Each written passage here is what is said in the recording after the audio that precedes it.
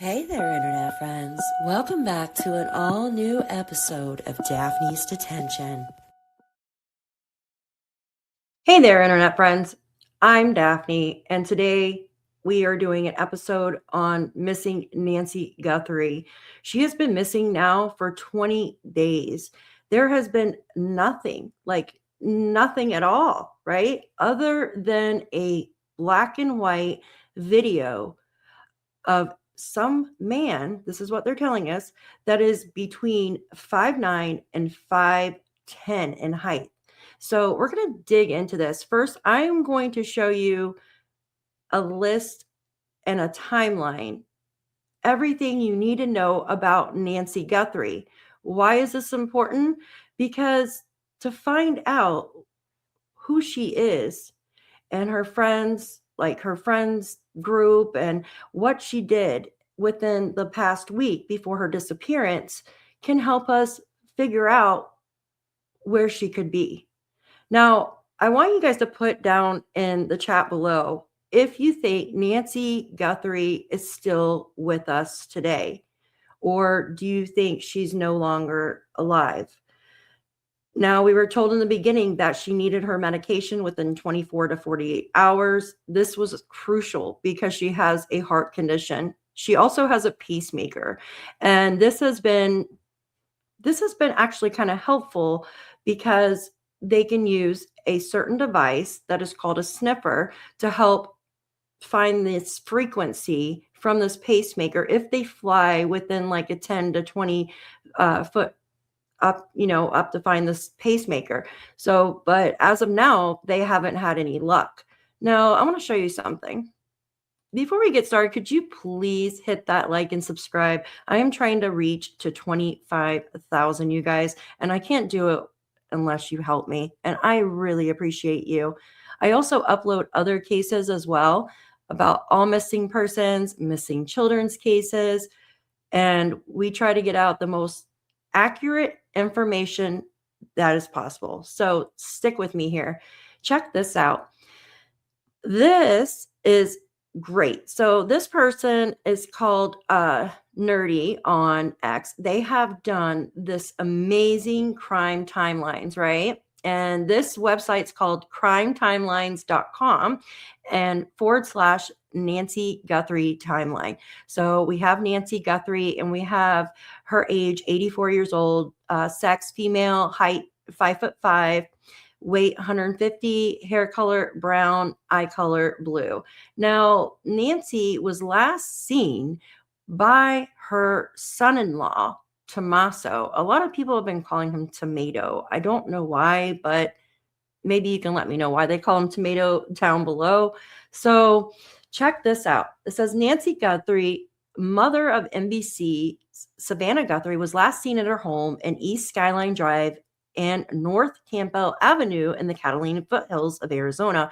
Now, if you guys have been following me for a while, I actually uploaded a video a few days ago and I was showing you a map, right? I'm a map person and I like to add in these cases every single place that either Nancy's been to or her family's, any areas of interest like the glove, the mask. I've added in areas where she likes to play her beloved game. And she was actually playing this game that she likes to, on January 30th. She actually had a get together at her house on January 30th. This was actually 3 days after her birthday. Her birthday's on January 27th, so she had a get together on January 30th.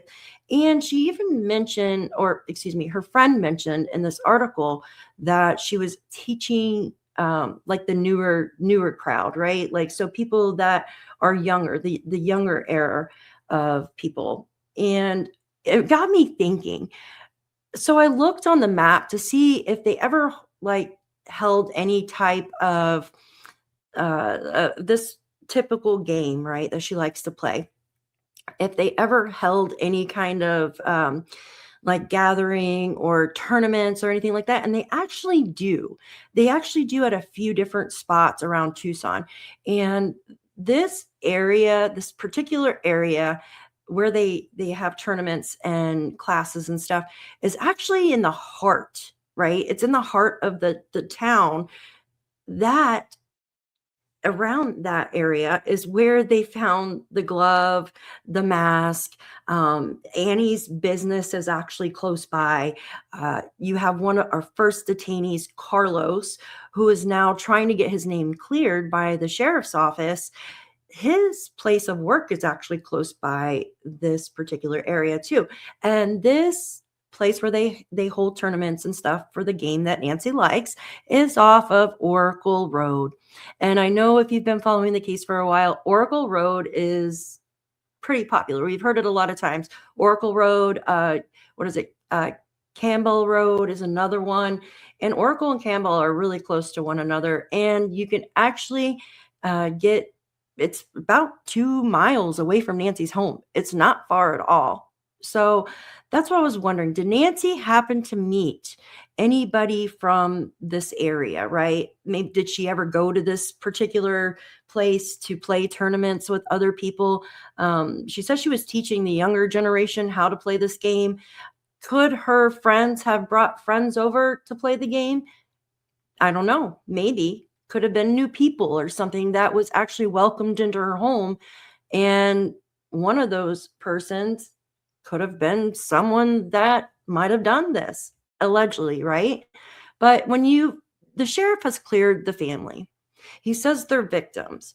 Now, the FBI has not come out and cleared the family, only the sheriff. And then we heard about polygraphs and stuff like that. We've heard the phones were given over without request from the sheriff. So talking about the family, like Annie Guthrie, Tommaso, all the family has given over their cell phones, allegedly. And, but the thing that always sticks into my head, why were they at Annie and Tommaso's home, like around 5 times? And we remember one of the times before they were there, it looked like with luminol, allegedly, and maybe taking photos. And they even came at night, and you have to use luminol at night for it to actually show up really well. This is what I've been told. So what do you guys think about that? Do you think there's something there, or maybe it was a friend of the family's? Could be. I don't know. I want to hear your thoughts below, so please leave them in the chat. So let's get on with this. We're going to learn a little bit about Nancy Guthrie. So the PIMA County Sheriff's Office has requested a safe alert for 84-year-old Nancy Guthrie. She is described as a white female, right? And we already went through all that. It says approximately 12:15 a.m., right, on February 1st, 2026, family was alerted that Nancy had not shown up for church. Excuse me, this would be p.m., 12:15 p.m. on February 1st. Nancy actually went over to a friend's house, and they watched a recording, from what I've found out, right, of this church in Manhattan that Savannah goes to. And this friend that Nancy meets up with on Sunday said they already had grape juice and crackers and stuff like that waiting for her. So anyways, it goes on to say family went to her residence and Nancy was not in the home. All her belongings, including her wallet, cell phone, vehicle, everything was still there. Her hearing aid was still there. Like everything was still there except for Nancy. Nancy was the only thing that was missing. And it says Nancy suffers from limited mobility, as we all know, and she needs her medications daily. And within 24 to 48 hours, this can be threatening to her life, right? So this is the timeline. This is the most accurate timeline, right? And it says this is a little bit about her background and personal history as well. So Nancy Guthrie was born in 1942 in Fort Wright, Kentucky. She married Charles Guthrie and raised 3 children. Those 3 children are Savannah Guthrie, Cameron Guthrie, and Annie Guthrie. Savannah is the youngest, I believe, out of the 3 children. Cameron's the middle, and Annie is the oldest child. Now, Nancy Guthrie, she lived much of her adult life in Arizona, later residing in the Catalina Foothills area of PIMA County. She is described by law enforcement as mentally sharp, and so she's not suffering from any dementia or Alzheimer's. She has physical mobility limitations and requires daily medication. So we've also were made aware the other day when I was reading the article to you that Nancy has trouble even walking to the end of her driveway, you guys. And this tells us a story, right? This tells us that Nancy is not just walking off with some perpetrator. There's no way. And for someone to actually carry her, right, it would probably take two people. So there has been talk that there could have been more than one perpetrator, maybe even three. But there has been talk, like speculation, that there might be a woman involved, right? Also, a male. It goes on to say that Nancy missing her medications more than 24 hours is life-threatening. She lived alone, but had periodic house staff. So that's something we need to think about as well. She had periodic house staff. We also know that she has someone to come clean her pool. She also had, about a month ago, like an electrician come over and do some work. I guess from my understanding, they actually updated a electrical box, and that is located on the side of her home where they actually found a broken spotlight, right? So I thought that was interesting. Nancy, in January 27th, 1942, is when Nancy was born. 1959, Nancy Long graduated from Notre Dame Academy, an all-girls Catholic high school in northern Kentucky. 1963, Nancy Long is her maiden name, was a student of the University of Kentucky. She served on the staff at the Kentucky Colonel, the University of Kentucky newspaper. December 15th, 1963, announcement of Nancy and Charles Guthrie's engagement. So they were married a long time, you guys. And then in 1963, December 28th, the couple began raising their family. Charles, her husband, was actually transferred to Melbourne, Australia for work, and the family lived in the suburb, right, of Melbourne, Australia. December 1971, Nancy and Charles welcomed Savannah, right? And then the family later relocated to Tucson, Arizona.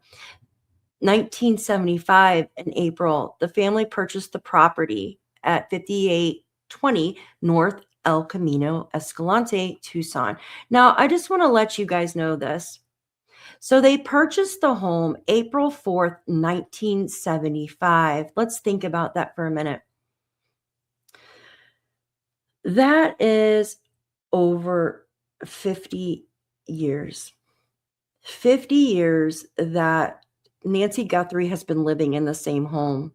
So my question is, why now, after all these years of living in the same home, why now has someone taken her? My other questions are, Nancy had a dog. She had a dog, and I know a lot of people mention this when I do my live chats. They say, what happened to Nancy's dog? Was Nancy's dog there when this person broke in? Nancy's dog unfortunately passed away in December 2025. This was a month before she went missing, right? A little bit over a month. So did this perpetrator know that Nancy didn't have a dog in the home? Because think about it. Usually when you go to break in a home, if you know that there's a dog there, you're kind of more reluctant, right, to break in the home.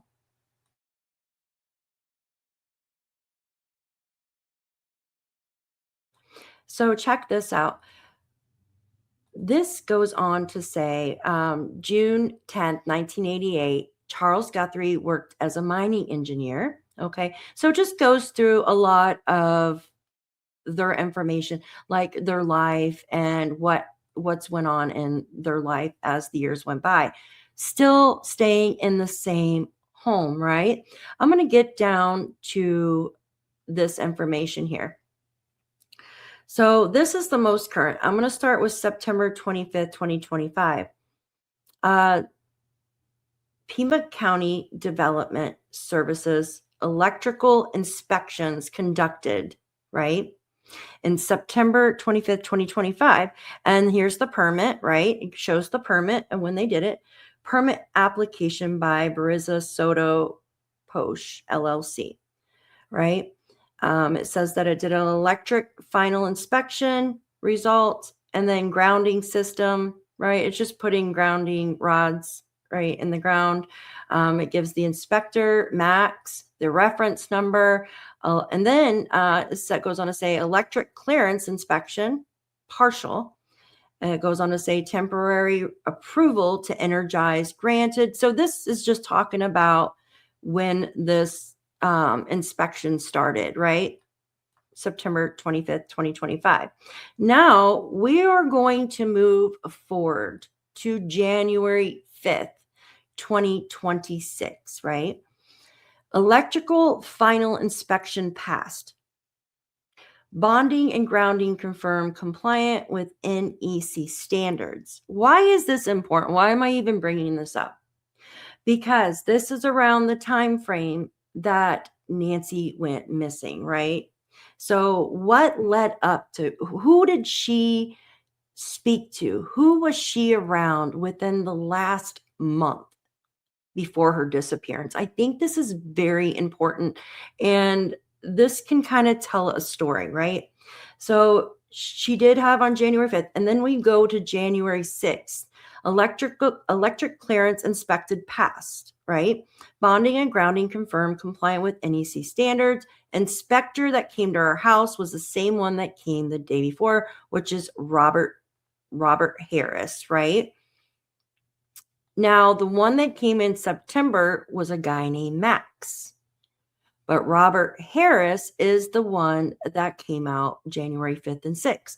Now, check this out. January 30th, 2026 afternoon, Nancy Guthrie hosted friends at her home for the game, right? Her favorite game. Her daughter even plays it. Like, the family loves this game. During this visit, Nancy confirmed plans with friend Ann Ransom, right, her church friend, to attend their regular Sunday church live stream gathering scheduled for February 1st, 2026. So this is where things start getting a little interesting, right? And I know that there's some things that lead up to it. So we know now that Nancy had contact with this guy that came to Robert Harris, who inspected her electric box. We know that Nancy had a gathering at her home on January 30th, right? Just a couple days before she went missing. She had over her friend Anne, right? And she also had other people as well. Listen, the group routinely met at a friend's home to watch recorded live stream of their New York Manhattan's church that Savannah actually attends. But it goes on to say friends later described Nancy as alerted, engaged, and participating normal during the gathering. So Nancy was fine during this gathering. In the article that I read the other day, it just said that Nancy was teaching the younger generation how to play the game. So it doesn't mention any other friends other than Anne, right? The neighbor actually at Nancy's home. But we know that in the article that we read the other day that there was more than just them two there playing. Now, go to January 31st. So 5:32 p.m. Nancy travels to a local family member's home, right? She took an Uber to travel 4.5 or 7 miles to Annie and Tommaso's home. So Annie Guthrie, her daughter, the eldest daughter, and her husband, Tommaso Ciani, I think Ciani is how you pronounce his last name. So 5:32, gets in the Uber, travels. So she had contact with the Uber driver. She had contact with the people at her home, right? on January 30th, she had contact with the electrical guy that came over, the electrical inspector. So now we know some of the people that were in her circle during the last days of her disappearance. Now at 9:48, so she arrives at Annie and Tommaso's home at 5:32 p.m. She spends quite a while there. We heard that Nancy could have been drinking. We know that Nancy likes this certain type of tequila, right? Um, as we showed earlier in my later videos, which I will post the Daphne's detention videos and the live streams of Nancy Guthrie, so you guys can follow those as well and watch this information that talks about how Nancy likes this certain type of tequila. She even has this type of teacup that she drinks the tequila out of. So we heard that she could have been drinking that night, right? Then 9:48, family like pulls into Nancy's driveway, her circled driveway, right? Pulls in and drops Nancy off at home, right? Nancy usually goes in through the garage to get inside her home. All right? A lot of people do. It's not abnormal. The garage door closes at 9:50 p.m. Now, I want you guys to think about this for a minute. That is 2 minutes. 2 minutes there, right? Garage door opens 9:48, 9:50 the garage door closes. Now, some might think I'm a little cynical here. They might think like, that's enough time. I don't. Think about it. Your elderly 84-year-old mother allegedly was drinking that night. I'm not saying she was drunk, but she might have been a little tipsy, right? She has trouble walking to the end of the driveway. So we know that she has trouble walking, right? Because of her heart conditions and other stuff. So how does it take 2 minutes, right? The garage door opens, and garage doors, I mean, they open pretty quickly. They're not, you know what I mean? And they close pretty quickly. How does Nancy get out of the car that fast, get all the way inside, and press the garage door button, right?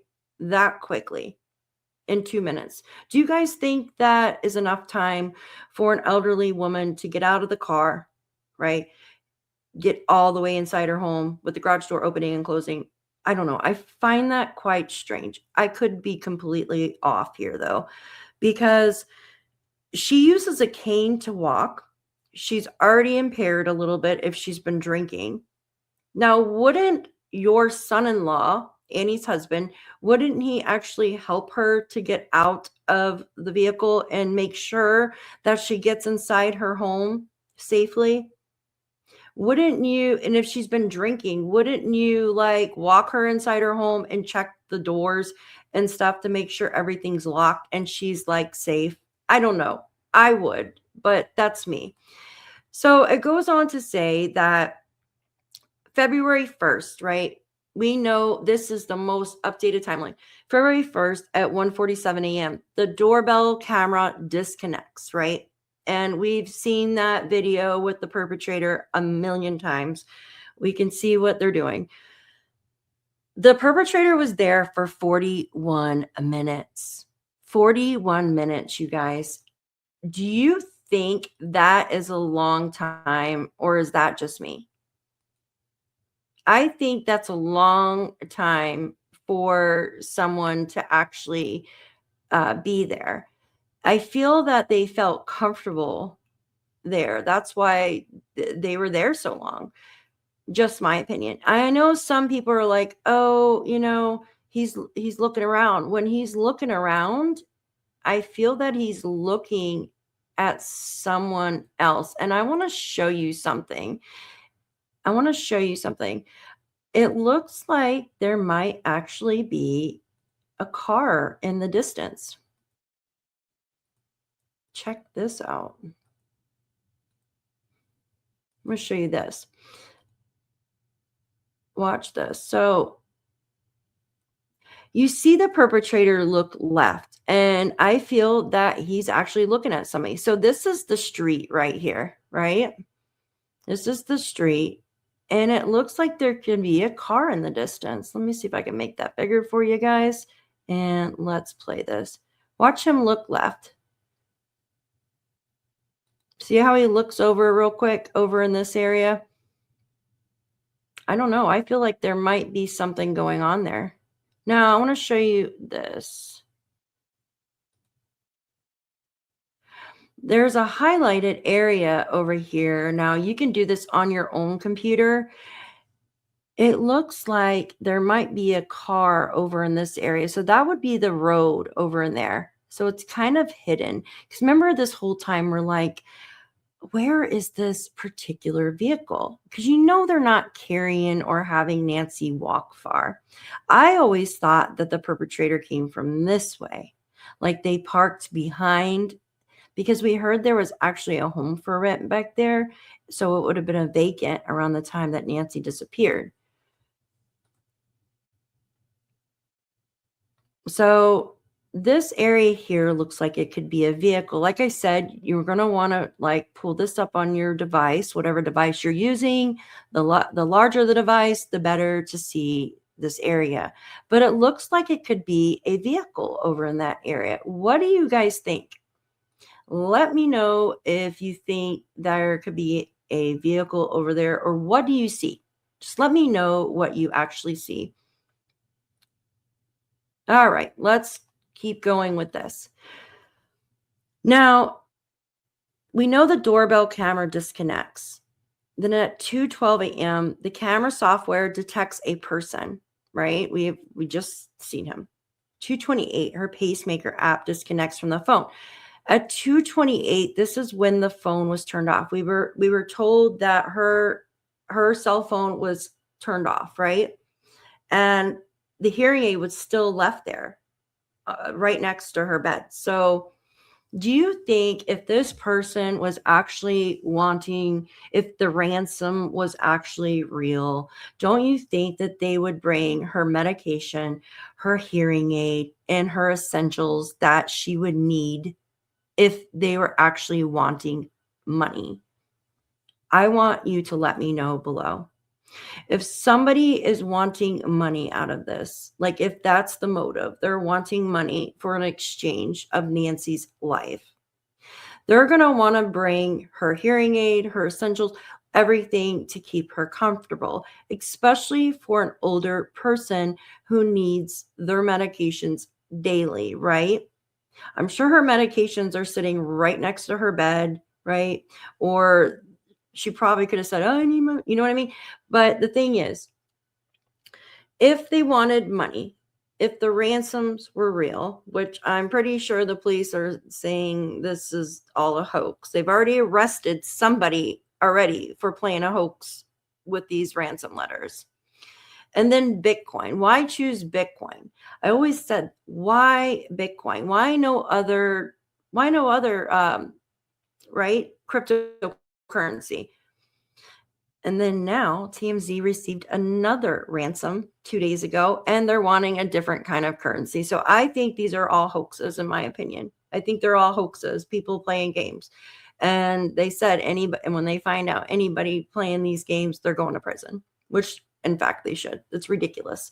So I don't think the person that took Nancy is wanting money. I think that this is vengeance, honestly. And I don't know if it has anything to do with Savannah. I don't believe so. Because if it had something to do with Savannah, don't you think there would have been a letter left for Savannah or something indicating nothing has been like to her.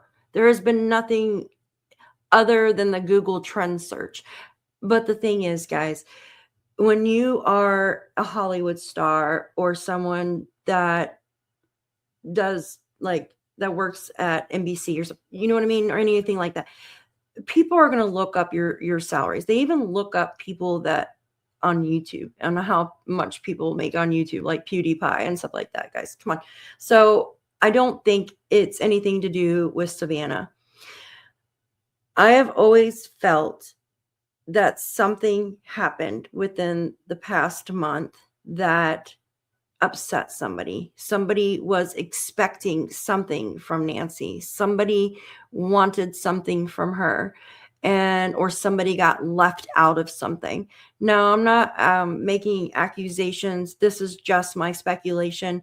What do you feel? Do you feel that they took Nancy because of money, or do you feel that maybe someone got left out of a will, allegedly, or they needed something because they have debts to pay? You know what I mean? So kind of money, but not wanting money for her. What do you think? I want you to put your thoughts below. I appreciate you for staying with me. Now check this out. So 9 a.m., Nancy Guthrie failed to appear at an expected Sunday morning gathering. Law enforcement reporting described this as her church appearance. So we know all that. 11 a.m., right, concerned Nancy's absence was raised and family members were alerted. 11 a.m., concerned about Nancy's absence was raised and family members were alerted. Okay. 11:56, family checks on Nancy. And family members called 911 to report her missing just 7 minutes later. 12:15, PIMA County Sheriff's, they came up to the house. Now, when the family members came to her home, did they witness the blood on the porch? They had to have, right? They had to have witnessed it. Think about it. We've been told that the back doors were open. There was no forced entry. So if there was no forced entry, this leaves it down to this. Either the door was unlocked, they were let in, or like they had a key or a code, passcode. What other options are there? So passcode, key, or unlocked. Now, allegedly, could someone who had been in Nancy's house maybe a day prior, a couple days prior, could they have actually left this door unlocked or open? So not open, because she would actually see that, but left it unlocked. Could it? But the thing is, if she goes in and out of that garage all the time, and you've got another door right there, right? Isn't she going to notice that? The only way she wouldn't notice stuff, like be too alert, if she had been drinking the night before her disappearance.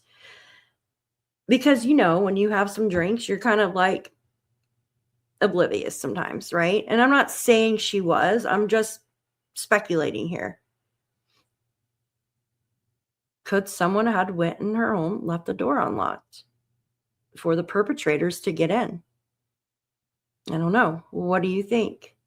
I want you to leave your comments below.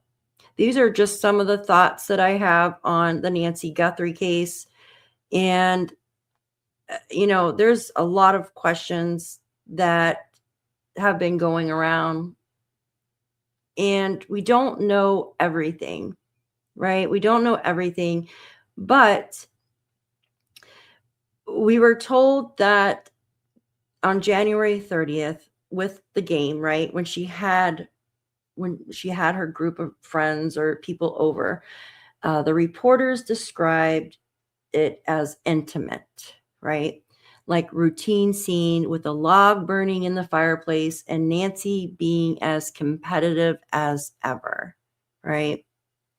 There's been investigative reports and profiles that afternoon had focus exclusive, like on the established circle of friends. So there's really no talk as if Nancy's friends had brought over friends as well, right? So you say you invite like 5 people over and you're allowed to bring a +1.